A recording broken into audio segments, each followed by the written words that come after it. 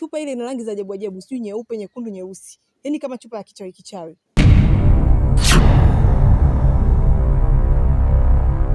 Mimi mbona nimetoa mchango wangu na nina watoto wawili? Kabakia mmoja kama roho yangu. Ila shoga yangu na wewe utulie. Sio kila ukimsikia mtu sijui shehe, sijui nani, kiguru na njia kukipeleka. Shoga yangu wewe unauliza. Haya angekuwa. Umenielewa? Na kila siku nikwambia sitaki mambo hayo na huo msaafu mimi siutaki kwenye upeleka jirani ukakae. Na kama unataka kusoma soma nyumba hii uhame, sitaki ukae humu ndani.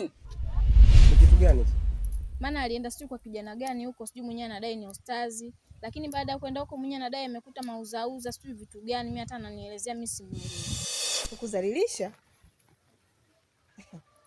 Asa mamangu hapo mimi nakudhalilisha na nini?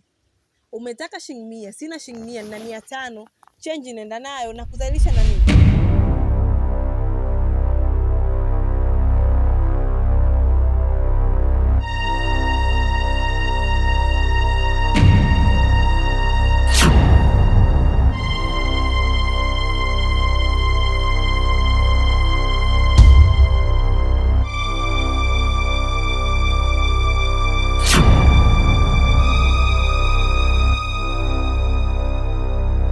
Asalamu alaykum ustaz.